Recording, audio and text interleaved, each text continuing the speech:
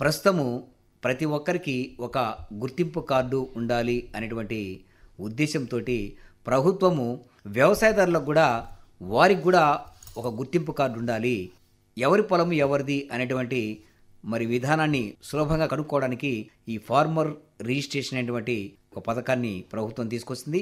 ఈ farmer registration పథకం యొక్క ఆవశ్యకత ఎంతవరకు ఉంది, రైతుకు ఎలాంటి లాభాలు ఉన్నాయి ఇత్యాది అంశాల గురించి తెలియజేయడానికి పెద్దారవీడు మండల వ్యవసాయాధికారిని శ్రీమతి కె బుజ్జిబాయి గారు మన స్టూడియోలో ఉన్నారు.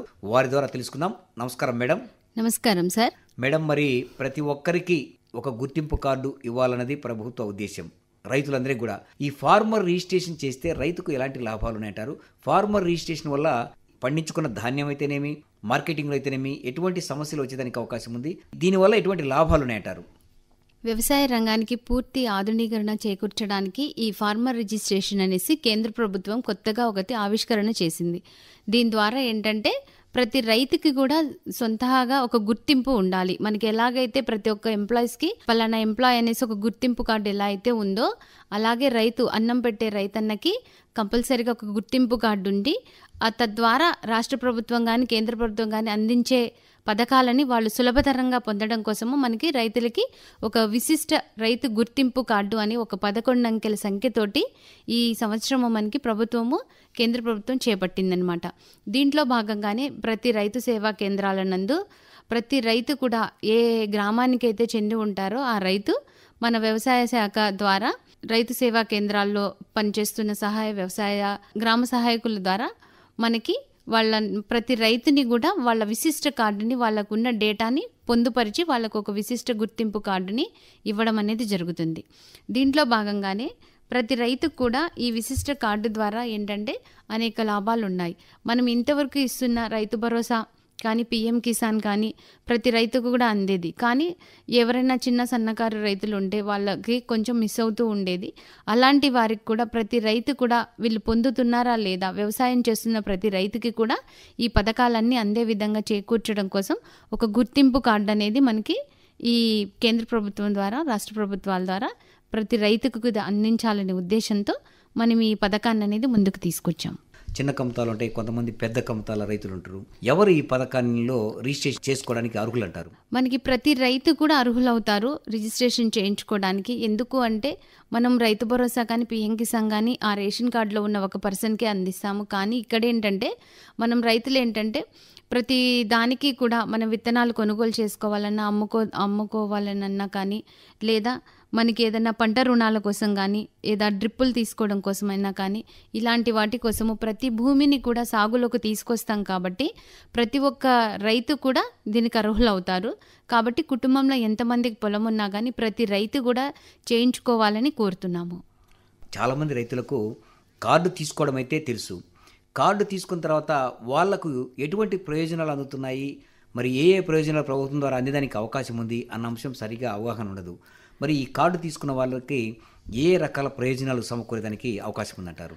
మనం ఈ ప్రతి రైతుకి కూడా గుర్తింపు కార్డు ఇవ్వడం ముఖ్యంగా దేని ఉద్దేశం అంటే, మనము పిఎం కిసాన్ అందిస్తున్నాము. మొన్నటిదాకా అందరూ కూడా మోడీ గారు డబ్బులు అని అంటుంటారు రైతులు.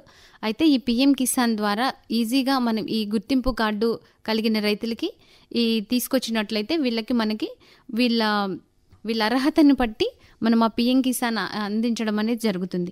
తర్వాత వచ్చేసి అన్నదాత సుఖీభవ, మనకి గవర్నమెంట్ మనకి అన్నదాత సుఖీభవ అనేసి రాష్ట్ర ప్రభుత్వం మనకి కొత్తగా కార్యక్రమం చేపడుతుంది. దానికి కూడా మనకి ఖచ్చితంగా ఈ గుర్తింపు కార్డు అనేది ఉండాలి.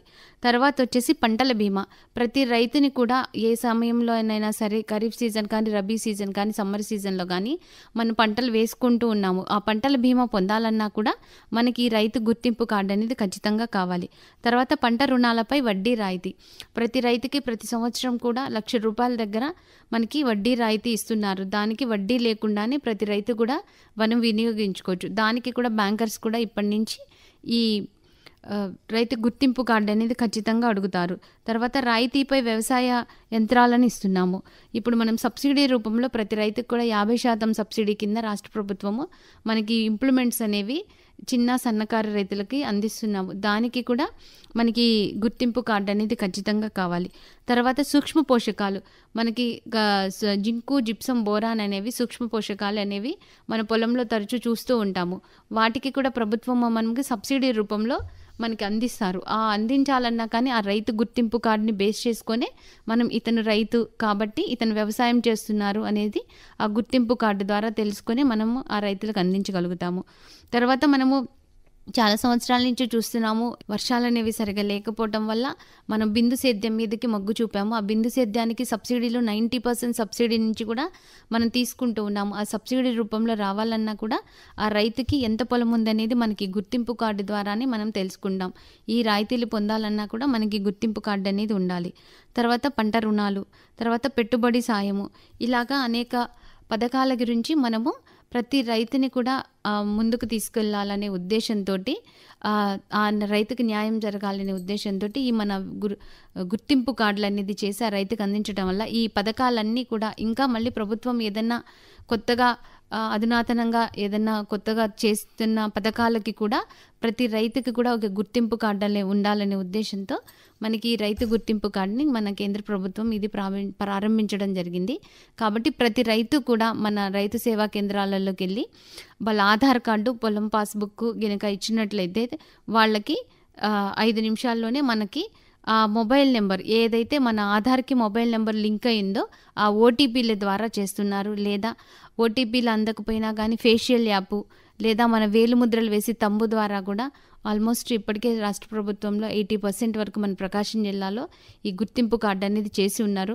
ఇంకా ఎవరైనా చేయించుకొని రైతులు ఎవరైనా ఉన్నా కూడా ఈ గుర్తింపు కార్డు చేయించుకుంటేనే రేపు మనకి రాష్ట్ర ప్రభుత్వం కానీ కేంద్ర ప్రభుత్వం నుంచి ఏ పథకాలైనా రావాలన్నా కూడా మనం ఈ గుర్తింపు కార్డు ద్వారానే మనము రైతులకు అందించగలుగుతాం. కాబట్టి దయచేసి రైతు సోదరులందరూ కూడా ఈ చిన్న గమనికని ఉపయోగించుకొని ఈ అవకాశాన్ని ఎవరు కూడా చేజార్చుకోకుండా ఉంటారని మనవి చేసుకుంటున్నాను.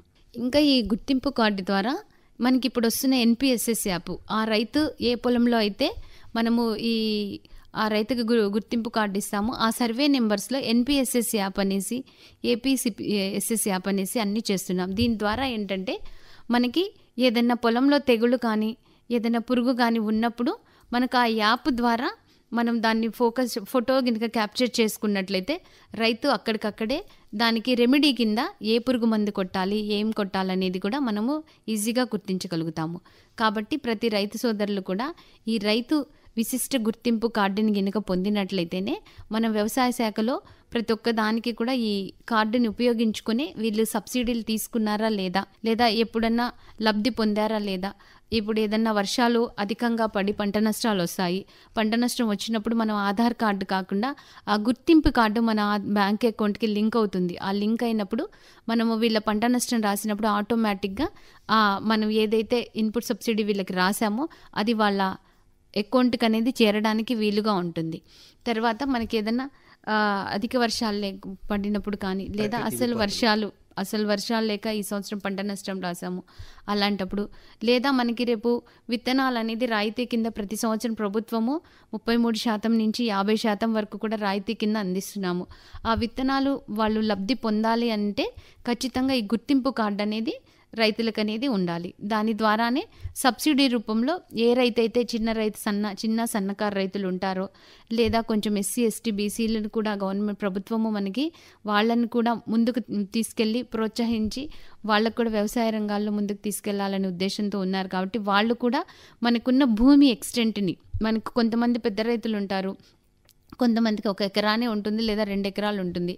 అలాంటి వాళ్ళు ఏదన్నా సబ్సిడీ రూపంలో బయట కొనుగోలు చేసుకోవాలంటే ఫుల్ కాస్ట్ కట్టుకోలేకుండా ఇబ్బంది పడతారు. అలాంటి రైతులకు కూడా ఈ పథకాలు అనేది చాలా బాగా ఉపయోగపడతాయి. కాబట్టి ప్రతి రైతు కూడా, పొలం కలిగిన ప్రతి రైతు కూడా మనం ఈ విశిష్ట గుర్తింపు కార్డుని గినక పొంది వాళ్ళ ప్రతి పథకాన్ని కూడా ఉపయోగించుకుంటారనే ఉద్దేశంతో మనకి ప్రభుత్వము ఈ పథకాలను అనేది ముందుకు తీసుకురావడం అనేది జరిగినది.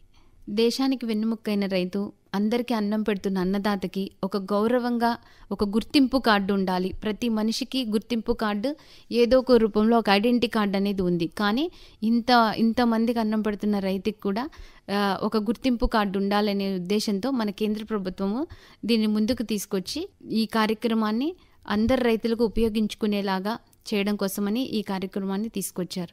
తర్వాత వచ్చేసి మనం విత్తనాలు కొనుగోలు చేసుకున్నది మనం సబ్సిడీ రూపంలో ఇస్తుందే కాకుండా మనం విత్తనాలు అమ్ముకోవాలన్నా కూడా మనకి ప్రొక్యూర్మెంట్ సెంటర్స్ అనేవి పెట్టారు. ప్రతి మండలంలో కూడా ప్రతి ధాన్యాన్ని కూడా మన ఆర్ఎస్కేల ద్వారా, రైతు సేవా కేంద్రాల ద్వారా కొనుగోలు చేయడము, అమ్మడము అన్నీ చేస్తున్నాము.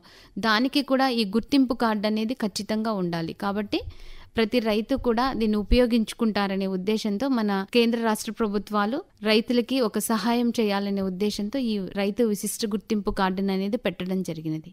మేడం, మరి చాలామంది రైతులు ఇవాళ చూస్తే విపరీతంగా ఎరువులు వాడుతున్నారు. వ్యవసాయ అధికారులు అంటే మీరు క్షేత్రస్థాయిలో పంటలను పరిశీలించి రైతులకు ఈ ఎరువుల మీద అవగాహన కల్పిస్తున్నా కూడా, భూసార పరీక్షలు చేయించుకున్నా కూడా ఆ ఫలితాల ఆధారంగా కాకుండా పోటీతత్వంతో అధిక దిగుబడులు సాధించాలి అనేటువంటి ఒక పోటీతత్వంతో మరి ఎరువులు విపరీతంగా వాడుతున్నారు. ఈ ఎరువులు విపరీతంగా వాడడం వల్ల భూమి కూడా దెబ్బతింటుంది. ఇలాంటి రైతులకు మీరు ఎలాంటి సలహాలు ఇస్తున్నారు? మన ఆరోగ్యము ఎలా అయితే ఉందో మనము హాస్పిటల్కి వెళ్ళి మనము పరీక్షలు చేయించుకొని, ఇప్పుడున్న కాలంలో బీపీలు షుగర్లు ఎక్కువ ఇచ్చి మనం టెస్టులు చేయించుకొని దానికి అనుగుణంగా మనము వాళ్ళు ఇచ్చే రెమెడీస్ని సిరప్లో టాబ్లెట్స్ అన్నీ వేసుకొని మన బాడీలో ఉన్న జబ్బుని కొంచెం కంట్రోల్ చేసుకుంటున్నాం. అలాగే నోరు లేని భూమి కూడా మనకేం చెప్పలేదు కాబట్టి మనం భూమి ఆరోగ్యాన్ని కాపాడుకుంటేనే తర్వాత తరాలకి మనం వ్యవసాయం చేసి పంటను పండించి తినడానికి వీలుగా ఉంటుంది. కానీ పోటీతత్వంతో రైతులు అధిక దిగుబడులు వచ్చే వంగడాలను తీసుకొచ్చి దానికి అధికంగా ఎరువులు, రసాయనిక ఎరువులు ఎక్కువగా వాడడం వల్ల భూమి సారం అనేది తగ్గుతుంది. దానికి కూడా మన ప్రభుత్వం ఏం చేస్తుందంటే నిస్సారవంతంగా అవుతున్న భూమిని మళ్ళీ సారవంతంగా చేసే విధంగా పరీక్షలు చేయించడానికి మనకి భూసార పరీక్షలు అనేసి మన ప్రభుత్వము మనకి ఒక భూసార పరీక్షలు అనేది పెట్టిందనమాట. దీంట్లో భాగంగానే ప్రతి రైతు సేవా కేంద్రంలో ప్రతి సంవత్సరం వేసవి కాలంలో అంటే మనకి ఏప్రిల్ నుంచి మే నెలలో పంటలు సాగుగా లేని టైంలో మనం భూసార పరీక్షలు చేయించుకోవచ్చు. ఎందుకంటే పంట సాగు చేసే టైంలో మన ఎరువులు వేసి ఉంటాం కాబట్టి, రసాయనిక ఎరువులు కానీ లేదా మన సూక్ష్మ పోషకాలు కానీ వేసి ఉంటాం కాబట్టి వాటి రిజల్ట్ వస్తుంది. అది లేకుండా భూమి తనంతట తనకి ఎంతో కొంత న్యూట్రియంట్స్ అనేది ఉంటాయన్నమాట. ఎన్నో లక్షల సూక్ష్మ పోషకాలు అనేవి మన భూమిలో వాటంతట అవే తయారవుతూ ఉంటాయి. వాటిని మనము ఉపయోగించుకోకుండా ఈ రసాయన ఎరువులు అనేది అధికంగా వాడుతున్నాము. వాటిని తగ్గించుకొని అధిక పెట్టుబడులను తగ్గించుకునే విధంగా మనము భూసార పరీక్షలు చేసి వాటి ఫలితాలను చూపించి రైతులకి అధికంగా పెట్టుబడి పెట్టకుండా చూసే విధంగా చేయడం కోసమే ఈ భూసార పరీక్షలు అనేవి నిర్వహిస్తుంటాము. మేడం, మరి పాలేకర్ గారు చెప్పినట్టు జీరో బడ్జెట్ తోటి పెట్టుబడి లేని వ్యవసాయం చేయాలి, ప్రకృతి వ్యవసాయం చేయాలి అని చెప్పేసి చెప్తున్నారు. పెట్టుబడి లేని వ్యవసాయం చేయాలి, సేంద్రియ వ్యవసాయం చేయాలంటే రైతులు ఎరువులను ఏ విధంగా వాడుకోవాలంటారు? ఈ సేంద్రియ వ్యవసాయం వైపు దిశగా నడవాలంటే మరి ఎలాంటి సలహాలు, సూచనలు మీరు ఇస్తారు? మనకి సేంద్రియ వ్యవసాయంలో ఇప్పుడు మన ప్రభుత్వము చాలా ముందుకు చూపుతున్నారు. ఎందుకంటే వచ్చే తరాలలో కూడా భూమి సారవంతంగా ఉండి మళ్ళీ మనం పంటలు పండించుకొని 75% కూడా మనము వ్యవసాయం మీదే ఆధారపడి బతుకుతున్నాం. కాబట్టి ప్రతి భూమిని కూడా మనము సాగులోకి తీసుకురావాలనే ఉద్దేశంతో ఈ న్యాచురల్ ఫార్మింగ్ని తీసుకొచ్చారనమాట, ఆంధ్రప్రదేశ్ కమ్యూనిటీ న్యాచురల్ మేనేజ్మెంట్ని. దీంట్లో భాగంగానే ఇప్పుడు సబ్సిడీ రూపంలో విత్తనాలు ఇస్తున్నారు. తర్వాత మనకి వాళ్ళ స్టాఫ్ని కూడా అందజేశారు. తర్వాత వాళ్ళు కూడా ఫీల్డ్ స్టాఫ్ కూడా ఎవరైతే రైతులు ఇవి రసాయనాలు అనేవి తగ్గించుకొని కషాయాలు, తర్వాత పోషకాలను కనుక ఇలా మన పచ్చి రొట్టె ఎరువులతోటి కానీ లేదా కషాయాలు తయారు చేసుకునే వాళ్ళకు కూడా ప్రభుత్వము వాళ్ళకి ఎలా చేయించాలి, ఏం చేస్తే వాటి భూమి సారం అనేది పెరుగుతుందో దాన్ని మొత్తాన్ని కూడా మనకి మన స్టాఫ్ ద్వారా మనకి ప్రతి గ్రామంలో కూడా చేపట్టడం అనేది జరుగుతుంది. మనము ఎలాగైతే ఇప్పటిదాకా రసాయనిక ఎరువులు వాడి ఎక్కువగా మిరప, మన పశ్చిమ ప్రకాశం అంతా కూడా ఎక్కువగా మిరప, పత్తి, వీటికి పొగాకు అధికంగా ఎరువులు వాడి మన భూమి అనేది చాలా నిస్సారవంతంగా అయిపోయింది. అది నిస్సారవంతంగా అయిపోతున్నా కూడా మనం ఇంకా సారం పెరగట్లేదు, బలం రావట్లేదు, మొక్కలు అనేవి దిగుబడి రావట్లేదని ఇంకా మనం రసాయనిక ఎరువులు వేసుకుంటూ ఉన్నాము.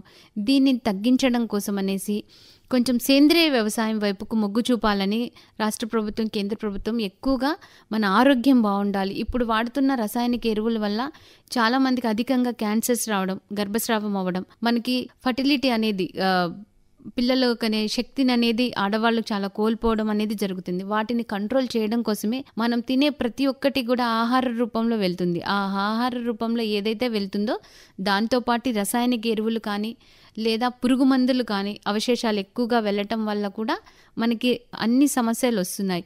కాబట్టి ప్రభుత్వము మనం వీటినన్నిటిని తగ్గించుకుంటూ సేంద్రియ వ్యవసాయం వైపు ఎక్కువగా మొగ్గు చూపిస్తున్నారు. ఇప్పుడు సేంద్రియ వ్యవసాయంలో కూడా జీరో న్యాచురల్ బడ్జెట్ అంటే మనము రూపాయి ఖర్చు లేకుండా మన చుట్టూ ఉన్న వనరులతోటి, ఆకులతోటి కషాయాలు చేసుకొని, మనకు అందుబాటులో ఉన్న ఆకులతోటే కషాయాలు చేసుకొని వాటిని స్ప్రేయింగ్స్ చేయడం వల్ల కూడా పురుగును తగ్గిస్తున్నాము. తర్వాత భూమిని కూడా రసాయవంతం చేస్తున్నాం.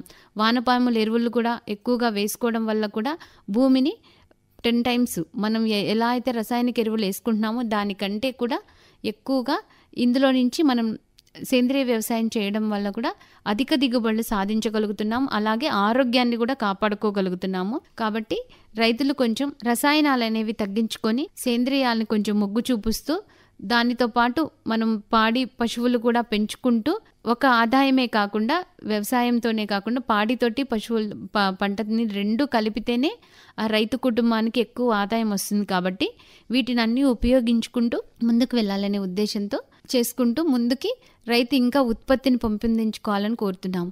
తర్వాత వచ్చేసి ఎక్కువగా మనము మిరప పంట వేసుకొని పెట్టుబడులు అనేవి ఎక్కువ పెట్టుకుంటున్నాము. తర్వాత వాటికి అయ్యే ఖర్చు అనేది చాలా ఎక్కువగా ఉంటుంది. వాటిని తగ్గించుకోవడం కోసం ఒకటే పంట వేసుకోకుండా చిరుధాన్యాలు కూడా వేసుకుంటూ ఆరోగ్యాన్ని కాపాడుకోవాలనే ఉద్దేశంతో చిరుధాన్యాలకి మనం ఎక్కువగా రసాయన ఎరువులు కానీ పురుగు మందులు కానీ కొట్టాల్సిన అవసరం లేదు. అధిక పెట్టుబడులు కూడా ఉండదు. దిగుబడి కూడా ఇప్పుడు చిరుధాన్యాలకు కూడా మంచి రేట్లు వస్తున్నాయి. కొర్ర, వర్రగ కానీ దాదాపు క్వింటాకి 5 నుంచి 6 వేల దాకా ఉంటుంది. పెట్టుబడి కూడా తక్కువ ఉంటుంది. సాగు ఖర్చు కూడా చాలా తక్కువగా ఉంటుంది. కాబట్టి ప్రతి రైతు కూడా చిరుధాన్యాల వైపు కూడా మొగ్గు చూపించి వాటిని కూడా ముందుకు తీసుకెళ్లి ఆరోగ్యాన్ని మనం అందరికీ పంచాలనే ఉద్దేశంతో గవర్నమెంట్ మనకి చిరుధాన్యాలను కూడా సాగు చేసుకోమని చెప్తున్నారు. వాటికి మార్కెట్ ప్రైస్ కూడా రేట్ ఎక్కువ పెంచుతున్నారు. తర్వాత ప్రొక్యూర్మెంట్ సెంటర్స్ కూడా వీళ్ళకి పెడుతున్నారు. మనకి జొన్న అయితేనేమి, మినుము, పెసర, కంది వీటన్నిటికీ కూడా ఎంఎస్పి రేట్లు ఎక్కువగా పెంచి వాటిని కొనుగోలు కేంద్రాలు కూడా ఏర్పాటు చేసి రైతులకి మార్కెటింగ్ ఇబ్బంది అనేది లేకుండా కూడా చేస్తున్నారు. కాబట్టి దయచేసి రైతులందరూ ఈ అవకాశాన్ని కూడా ఉపయోగించుకోవాలని కోరుకుంటున్నాము. చక్కటి విషయాలు రైతులకు తెలియజేశారు. నమస్కారం మేడం. నమస్కారం సార్.